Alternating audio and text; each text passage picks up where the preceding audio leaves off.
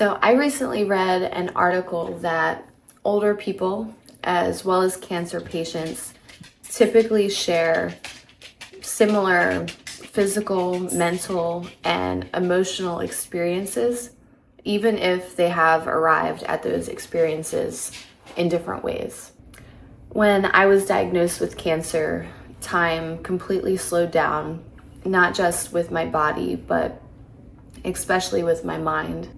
Have you ever sat beside someone older or spoken to someone older in depth and just thought that they completely had experiences from a whole different side and saw life from a whole different perspective than you did? I am in Maryland this week to celebrate my mom's 70th birthday as well as my dad's 80th birthday. My dad tends to be a bit more quieter than my mom, so I wanted to ask him a few questions about life, but also to see if we shared a little bit more in common now with me as a cancer survivor and with him with just having 80 years of knowledge and wisdom.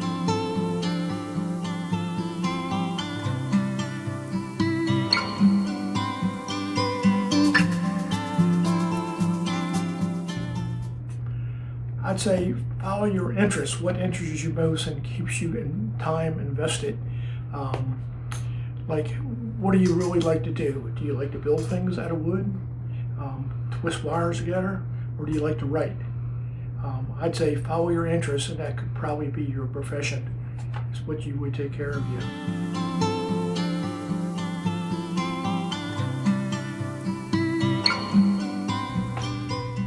I would say you have to think that you're here to help the generation that comes after you.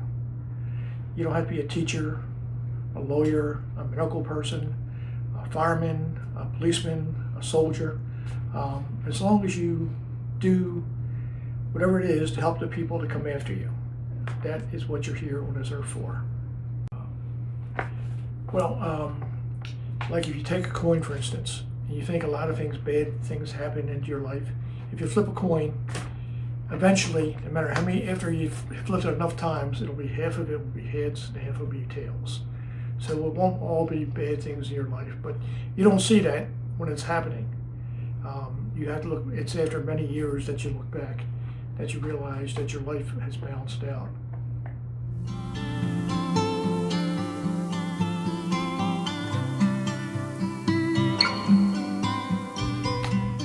That you have to roll with the punches. As time goes by, things change. Like for instance, cars change, jobs change. You got to change with them, and there's nothing you can do about that. I know older generations will always criticize the younger generation, like it wasn't like that in my day, but we'll do the same thing when we're older, you know.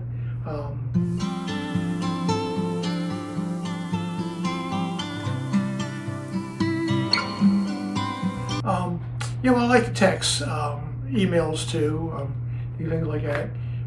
Things on the computer here and there, keep notes on the computer. I have a lot of notes in my phone. I consider it to be an extension of my brain, as well as notes in my pocket. I got a good share of notes on index cards that I keep in alphabetical order too. That's helpful. So I'm well organized.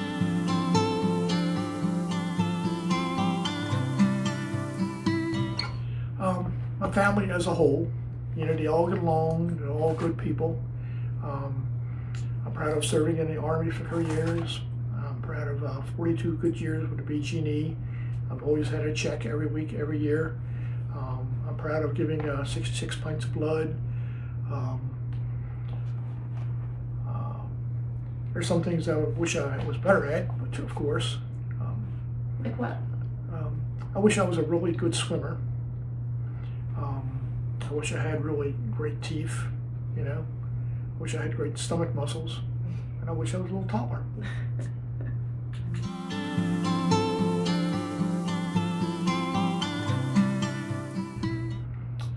Being a good person, well organized, a caring person.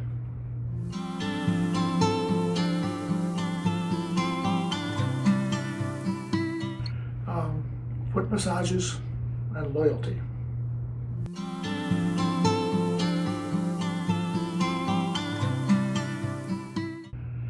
I think my uncle, my mother's brother, who was killed in World War II, he was my hero. I never met him. I just read about him and I researched what he did in World War II.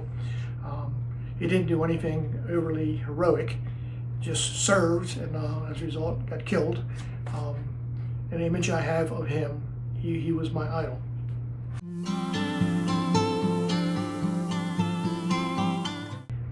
Well, some people would say, getting married or marriage, but I won't say that. It was joining the Army in 1966 during the height of the Vietnam era.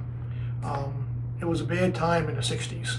You had protesters and people who didn't want to work, people who grew their hair really long. A lot of, joining the Army when it was a major war and knowing there was 58,000 would eventually be killed. That was my biggest hard decision. Because I was actually free because I was in the National Guard at the time. But I didn't really like the National Guard.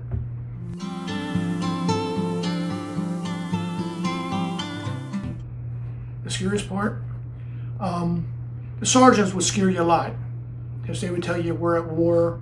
A lot of you guys won't be in Vietnam next year this time, and a lot of you guys won't come back.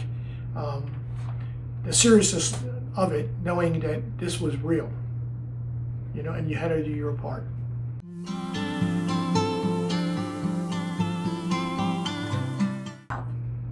I think my faith.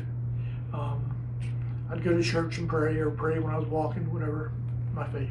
Well, one time in 1993, both the wife and I both lost our jobs. And I had to take a lower job to a new location. But then it turned out after a couple of years, I was learning new skills and new things that I really came very good at. And I was able to excel in this area as a result.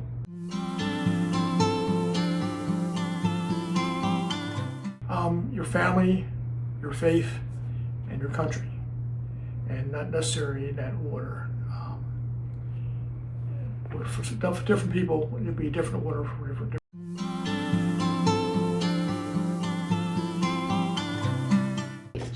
Well, I feel okay in my skin. I'm okay with who I am. Things change over a period of time. I used to like nice cars and doing things on my car, wiring different things, different lights. But that's all past. I'm not interested anymore. To me now, a car is only transportation as long as I have a car. You live in a very small world without a car. I'd say just different things interest you. Like now I like to read, a little bit of travel, things like that.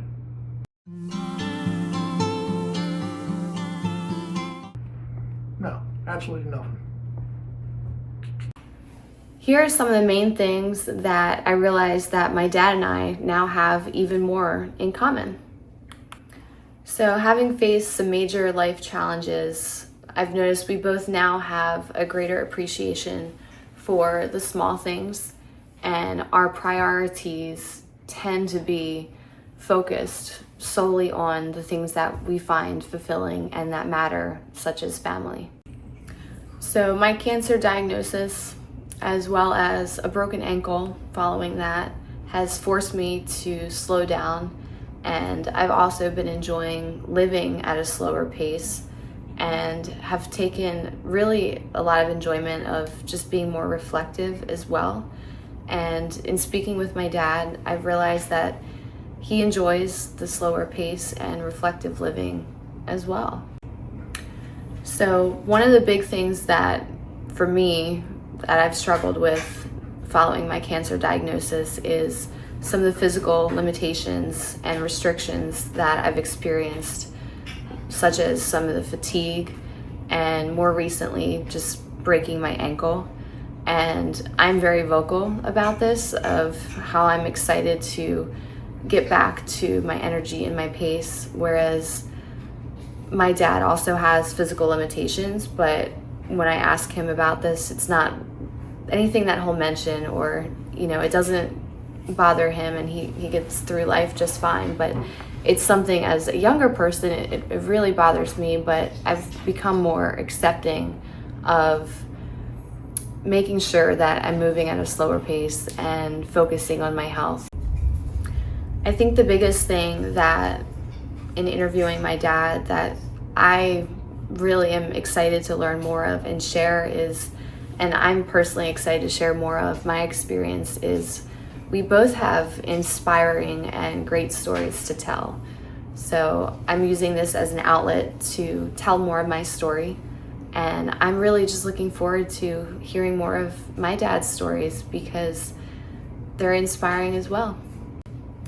From a deeper perspective to reflective living or slower pace, physical limitations, and just overall great and inspiring stories to tell, I've discovered that my dad and I have so much more in common that I even realized after coming out of my cancer diagnosis. We can certainly learn from those who've lived longer than us, or those who are the survivors who have walked through the fire and have come out more resilient. If you enjoyed this message and would love to hear more inspiration or tips about finding your purpose and really leaning into what matters most in life, please like and subscribe, as I will be sharing more content like this on a weekly basis. Until next time.